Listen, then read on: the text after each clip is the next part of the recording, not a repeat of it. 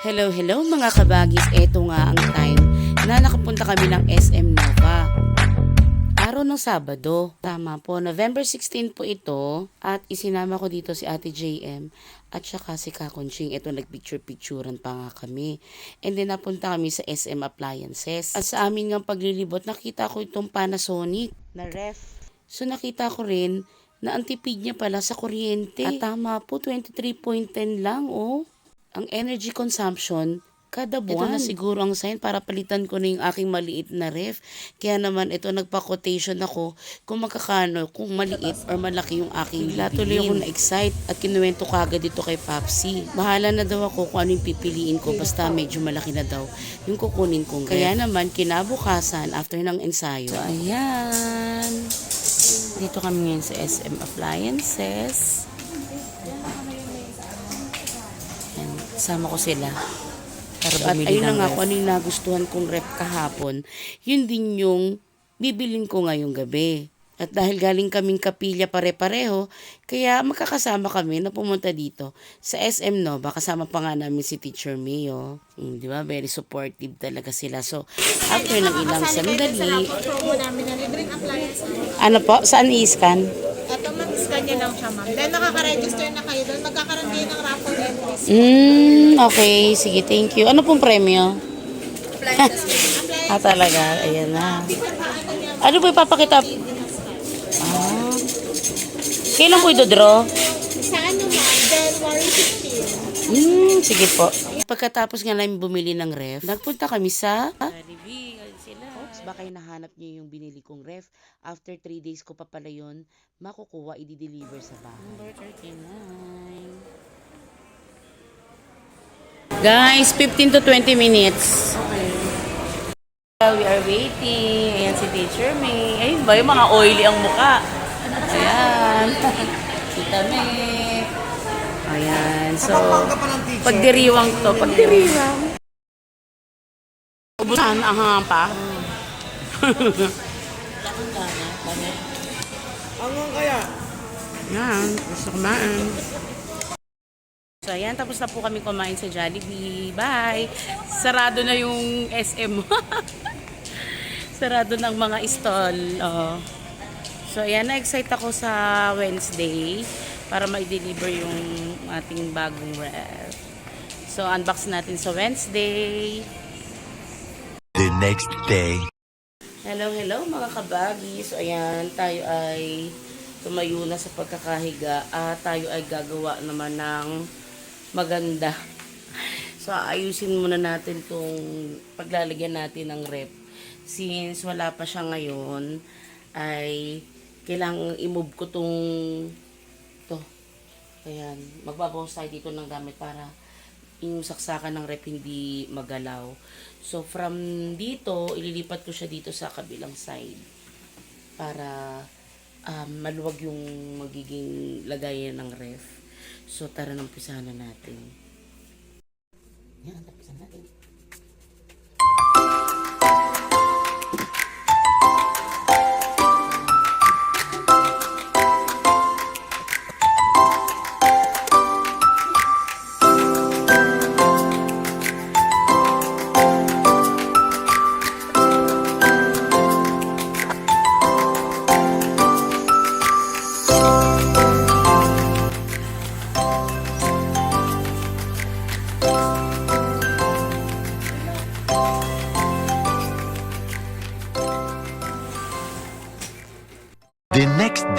The next day.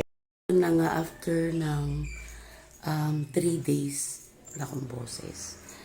Ayan, papunta na yung ating pinadeliver na ref. Few moments later. Ayun na yung SM Appliances, dumating na.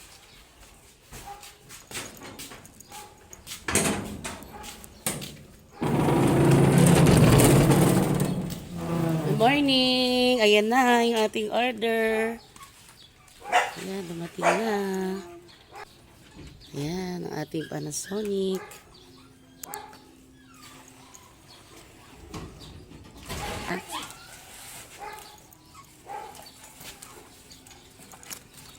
Ayan na. na ang ating inaantay.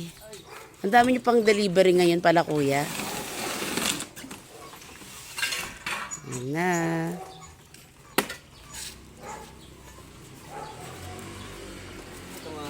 Sige po, pasa na, sir.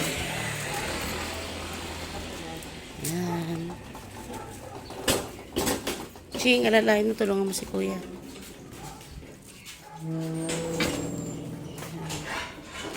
I-unbox na natin yung ating bagong ref.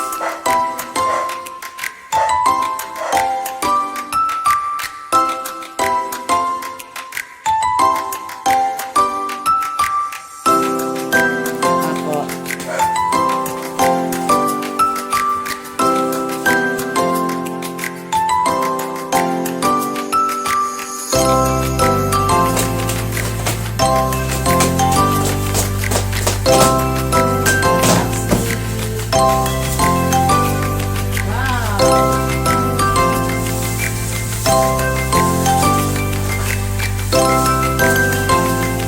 Hanapin ko may major scratch. Diyan po napupunod mo? Ano? Bira po yun. Ito. Ano pong purpose niyan? Kung sakali lang po, ma'am. Sakaling mag-moist, ma'am. Po? Kung sakaling mag-moist po. Pwede lang po namin. Napaharo po itong motor para tumagisa. Natin. Ayan na, naalis na. Ayan. Okay, thank you po. Ayan lang naman po yung kailangang i-check kung may scratch. Open po namin to ng 8 hours. Apo, ma'am. Then, after 8 hours, another 2 hours. Nakapul. First po nakasaksak siya, ma'am, na walang laman. Nakapul Ah, po. okay. Gets. Sige po. Salamat, sir. Kailan na kasi po, ma'am. Ito po. May bayad pala tayo sa gate, ma'am. 40 po. Sige po. Yung kasi nito ang pinaka-warranty, ma'am. Ito mo, Ching. Kailangan natin magbayad daw sa ano. Yung mga aming nagdilid. Okay. Maricel, ma'am, no? Apo. Send po, ma'am. Buong pangalan po. Na na-receive na. Send mo po sa taas, ma'am. Bigyan mo kay kuya.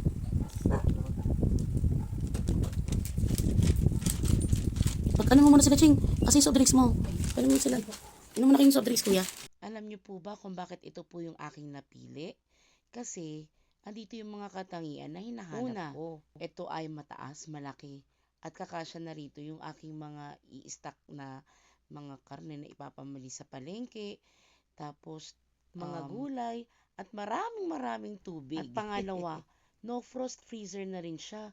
So, hindi mo na kailangan magtiktik kapag kumapal yung yelo sa freezer. O, diba? Hindi mo na kailangan mag-defrost. Tapos, inverter pa siya. O, diba? Kaya ito yung maganda sa rep para matipid yung kuryente. At may Japan quality siya. O, diba? Saan ka pa? Kuryente pa lang, panalo ka na dito. So, lumalabas lang ang monthly mo dito sa kuryente is 277. Open na natin. Try naman nating i-ASMR itong ating bagong rep.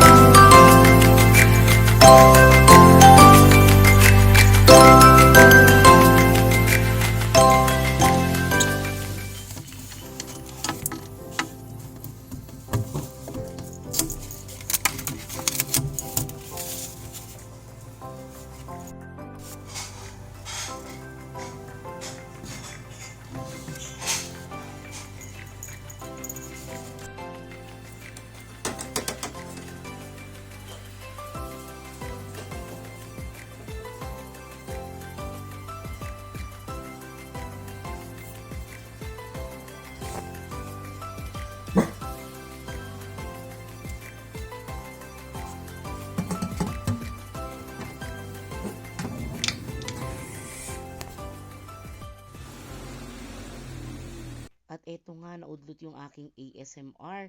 Dumating yung truck ng Meralco. Dahil nung kinagabihan nito, magdamag kaming brand out. Kaya naman itinawag namin ito sa Meralco. Pero after nga nito, bago sila dumating, naayos na rin yung aming kuryente kaya back to normal na ulit yung operation. Pero syempre, kailangan pa rin nating labasin para i-inform na okay na yung ating kuryente. Sa Meralco po?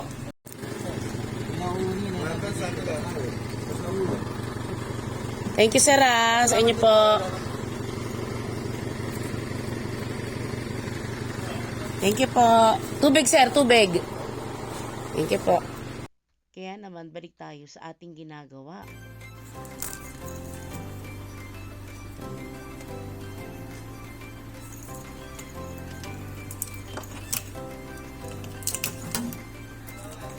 Ingay pa sa labas.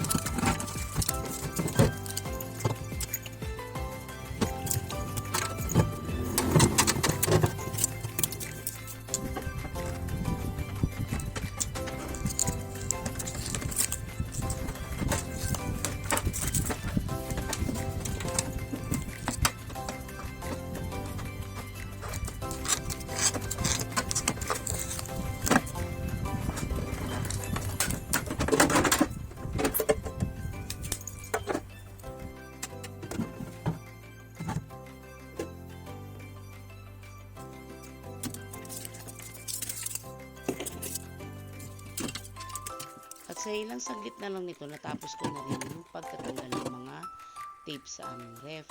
Kaya ang sinunod naman namin ay itong cabinet. Kailangan namin itong iurong doon sa may bandang pinto para maisingit namin dito yung ref. Ayan, katulong ko ngayon si Kakunching sa pagliligpit. Inaalis muna namin yung mga gamit sa itaas para hindi ito magkalaglagan. At sa ilang saglit pa nga ay inurong na namin ito ni Kakunching sa may bandang gilid. Medyo mabigat kaya dahan-dahan lang kami nito sa pag-usad dahil syempre mahirap na. At isinunod naman namin dito pagkatapos yung maliit na ref kasi ito ay nakuha na ni Haps at pipick up na rin niya ngayon ng pick up. At syempre bago naman niya ito makuha kailangan malinis. So yan, tinanggalan ni Kakunchi yung mga ref magnet at pinunasan na rin namin ito ng medyo basang-basahan. Then, binuhatan namin dito sa sala para ituloy yung paglilinis. At sa ilang saglit pa nga nito, ay tumawag na si Happy at sinabi niya na malapit na nga raw siyang papasok sa gate. Kaya naman, maya-maya lang konti nito, ay nagpatulong na rin kami kay Chloe para buhatin ulit. Dito naman sa may labas. Buksan na nga nito kung sining gate kasi nandiyan na sila. At para na rin ma-ready namin dito sa may labas ng gate. Ayan na, dumating na pala sila.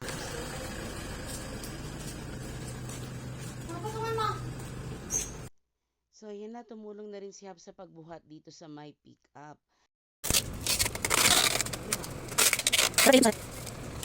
Oo nga, literal. Ayan, tali, go. Goodbye. Ayun, kapatid ko tayo. Siya kapatid ko. Na sexy. Bye. Ikot na kayo dyan, Pio. Hindi na kayo magbuelta sa may SB Park. Paikot lang yan.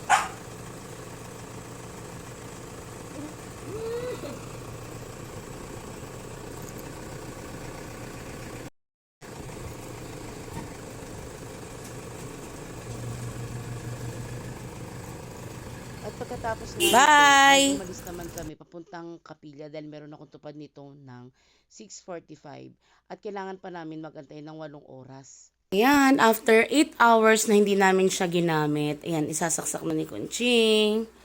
Dahil i-open na natin yung ating ref. Ayan, nasaksak na ni Kunching. Tingnan natin. I-freezer max natin. Ayun. It's working. Narinig nyo ba parang... Okay. So, time check is... Alas ka dyan, Ching? 8:35 at titingnan natin siya after 2 hours, ano? So, let's see. And at sa baba, may ilaw na rin siya, oh. Okay. Balikan natin siya after 2 hours. No, thank you po sa pasalubong, Tita Early and Tita Rob from Chloe and Ate JM. Ayan, thank you po sa Jollibee. Bida ang saya. Ayan, oh. So, since kumain na sila, tomorrow na lang, di ba, Ching? Oh, di ba? Bongga. At sakto meron na tayong ref. Ilalagay na natin siya doon sa ref para hindi ito mapanis. Ayan, naka-ready na rin yung ating water. O, ilalagay natin. Since 2 hours yung ating inaantay. So, 9:38, open na natin yung ating ref. At i-start na natin ilagay yung ating mga kailangan at dapat ilagay. Kita kits. A few moments later. Time check. 10. Magta 10:40 na. Yan. So, kanina, di ba, nag-open tayo nito ng saksak. Bandang 8:30. So, binuksan natin to ng by 8:35. 10:40 na. Pwede na natin yan. Lagyan. So, check natin yung lamig. Woo! Nakita nyo ba yung usok? Oh. Wow, grabe. So cold. Oh, Ching. Okay. Yan, lalagyan natin to ng yellow. And then, we're gonna put some water. Charot. Ayan. So, malamig na, oh. So, hinaan natin siya ng taga ng mamaya. Tingnan natin wala sa baba, ah. Op. Wow. Malamig din siya. In fairness. Ano ba to? Ah, ilaw. So, ito ano ba to? Ayan, oh. Meron siyang prime cooling. Ito yung kanyang chiller. Then dito yung lagayan ng iba pang items. O, diba? Nag-yelo siya. Ayan, o. Ayan, o. Wow. Okay. So, pwede na natin ito lagyan ng laman. Ayan pala, nilagay ko na yung mga sticker dito. Kasi baka mawala at masira. So, dito na siya babalik. O, diba? Ito 2019 pa yan. O, nung nagdiba si Ate J. At ngayon nga ay mag-aalas 11 na ng gabi at mga inaantok na. Kaya tulong-tulong na kami maglagay dito ng mga laman na lumang ref. Hinagin ni Ate J yung motor. Dito naman, Ching. Wow, lamig. Ito yung mga Kinder Bueno. Andan, Ching. Ayan. Tapos pag mag-yelo yan, sasali lang dyan. Okay, lipat naman natin itong mga Kinder Bueno there. Okay, dyan tayo, sa taas. Sa taas muna lang tayo. Yan. Yan. Yan. Ching, yung chicken mo, Ching. Kasi lagayan. Yan. Dito mo dito. Oh. Yan, lagyan mo dyan. Ating Perero. Asawa ni Perera. Yan, dyan mo na sa ilalim. Dito mo na lang yan, tayo. Dito mo na. Dito mo na ito mga chocolate. Ayan. Sige, dito mo lang lahat talaga. Kunin mo pinandun. Kunin mo pinandun, tayo. Dito mo. Dito mo sa gilid. Sa gilid mo yan. Yan. Lindor. Para. Asawa ni Lindor. Yan. Yan. Dapat tungin dalawang pula. No, dito yung Skittles sa kanya, Dapat tungin mo. Yan. Okay, para kasha. Ayusin mo. Okay, ayusin mo yung Skittles. Yan. Doon sa pas.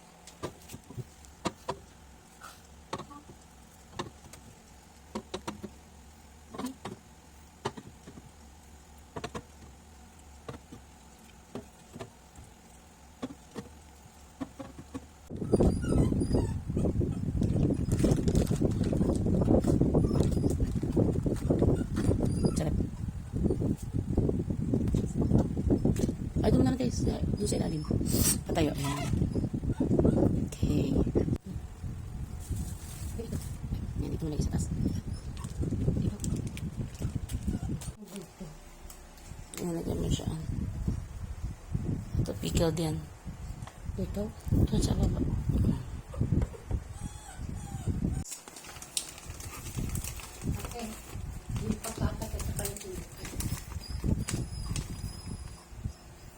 At sa wakas, natapos din namin ang paglilipat kahit mga sobrang antok na. So, ayan, tapos na namin ilagay yung mga laman ng lumang ref dito. Kaya makakapagpahinga na kami. Thank you for watching!